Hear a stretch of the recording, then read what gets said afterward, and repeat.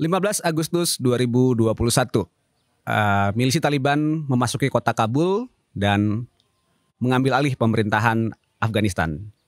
Presiden Ghani setelah kita tahu pergi dahulu sebelumnya ya, sudah diberitakan pergi dahulu keluar dari Afghanistan dan ya terjadi demikian teman-teman. Banyak komentar di Indonesia yang ngomentarin soal peristiwa itu, baik yang pro maupun kontra. Yang kontra umumnya pasti akan merujuk peristiwa di 96 sampai 2001 saat Taliban menguasai hampir 2/3 wilayah Afghanistan dan akhirnya jadi banyak pelanggaran terhadap HAM, penindasan terhadap perempuan, pembatasan terhadap pendidikan, terus diskriminasi terhadap etnis minoritas Hazara terutama, itu yang terjadi di periode 96-2001. Namun ada juga yang lebih pro ya, dalam konteks bahwa akhirnya pemerintahan yang mungkin korup atau mungkin yang kurang bisa mencetakkan rakyat digantikan oleh pemerintahan yang lebih religius seperti itu.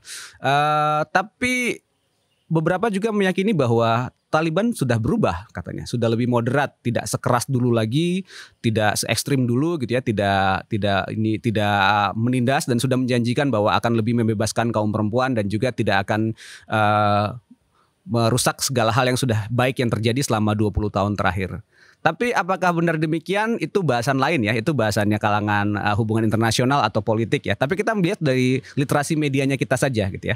Waktu selama pembahasan beberapa hari ini soal Afghanistan, kutub itu terasa sekali ya, antara yang pro dan yang kontra gitu ya. Dan kebanyakan memakai asumsi data yang sangat minim, karena sebenarnya data-data tentang itu banyak dan mudah diakses sebenarnya. Masih banyak ceritanya dari 96 sampai 2001 itu bukan peristiwa yang terlalu jauh, dan sebenarnya kita bisa baca di banyak tempat laporan-laporan pelanggaran HAM gitu ya, laporan-laporan tentang apa yang terjadi selama masa-masa itu, juga bagaimana Taliban terbentuk, terus bagaimana faksi-faksi di Afghanistan tidak bisa berdamai gitu. Itu sangat banyak dibahas di media dan sebenarnya sangat mungkin untuk dibaca gitu ya. Jadi sebenarnya kita perlu mengevaluasi kembali gitu ya cara kita membaca berita.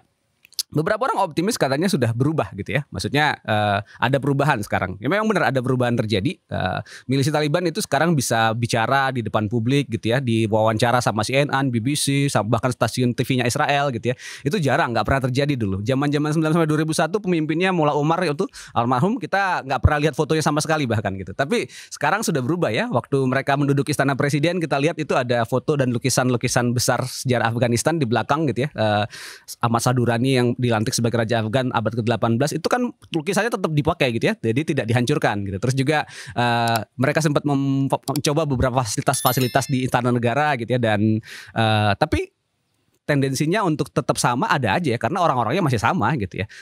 Dan ya beberapa hari setelah itu kan kita mendengar ya ada pembatasan terhadap pekerja perempuan di bank dipulangkan gitu ya. Juga terus gubernur dan wali kota perempuan pertama Afghanistan waktu itu sempat dijadikan ini ya tahanan dan mungkin akan dieksekusi seperti itu. Dan ya ini peristiwa yang sebenarnya sangat jelas gitu ya, bahwa memang akan ada kompromi, tapi kompromi yang kita tahu mungkin ya kompromi kan antara yang punya kekuatan ya gitu. Jadi mengharapkan bahwa kompromi itu akan menguntungkan buat yang lemah, terutama perempuan, anak ataupun etnis minoritas di Afghanistan, ya itu sesuatu yang sangat mustahil dan sangat absurd sebenarnya. Nah teman-teman, kita bisa baca banyak ini. Kalau baca referensi sebenarnya sudah cukup banyak yang membahas ini di laporan-laporan tentang human rights di tahun 96 sampai 2001 ya gitu. Beberapa buku-buku di Indonesia juga cukup banyak membahas itu, walaupun tidak terlalu banyak ya, karena isu Afgan memang bukan sesuatu yang paling banyak dibahas di media-media kita gitu. Tapi semacam buku seperti Selimut Debunya Agustinus Wibowo, terus juga laporan-laporan perjalanan orang-orang di Asia Tengah, itu sebenarnya cukup banyak membahas soal ini. Jadi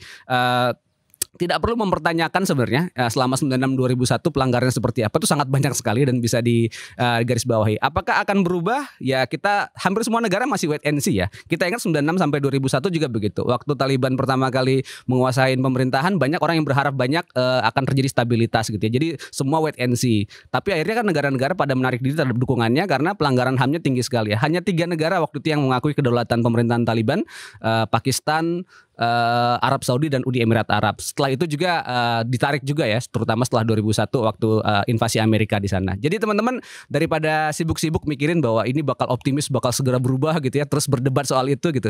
Mari kita lihat dari sudut pandangnya teman-teman yang di sana ya gitu. Jadi orang-orang yang pernah di sana, orang-orang yang tinggal di sana, bagaimana ketakutan, kekhawatiran mereka, bagaimana mereka berharap sesuatu yang lebih stabil ya, harus diakui selama 20 tahun terakhir, bahkan dari tahun 70-an gitu ya.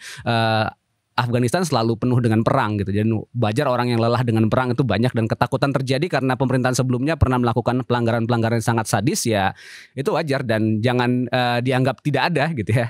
Nah teman-teman, kita bisa baca itu di banyak literasi media. Jadi nggak perlu harus debat tanpa data gitu ya, terus ngomong panjang lebar soal itu tapi dengan modal keyakinan. Bagi kita ini masalah yakin nggak yakin, tapi bagi orang di sana masalah hidup mati, traumatik ya. Itu jadi sesuatu yang kita perlu gali lebih jauh lagi. Nah, apakah akan berubah? We will wait and see. Hampir semua negara juga masih seperti itu sekarang gitu ya. Jadi masih menunggu apakah beneran janji-janji optimis bahkan lebih baik terhadap perempuan, lebih baik terhadap anak, lebih baik terhadap komunitas-komunitas lain dan tidak akan mendiskriminasi. Ya kita lihat saja. Namun dalam beberapa hari terakhir kita lihat ya, ada beberapa hal yang sudah mulai terlanggar gitu. Jadi ya masih sangat jauh dari optimis. Tapi nggak apa-apa. Kita berharap ini jadi pelajaran buat kita untuk literasi media sebenarnya. Jadi kita bisa lebih menggali lebih jauh data-data, tidak sekedar melihat apa yang terjadi dan sekedar berkomentar untuk saat ini. Itu aja dari saya. Terima kasih buat teman-teman sekalian telah menyimak.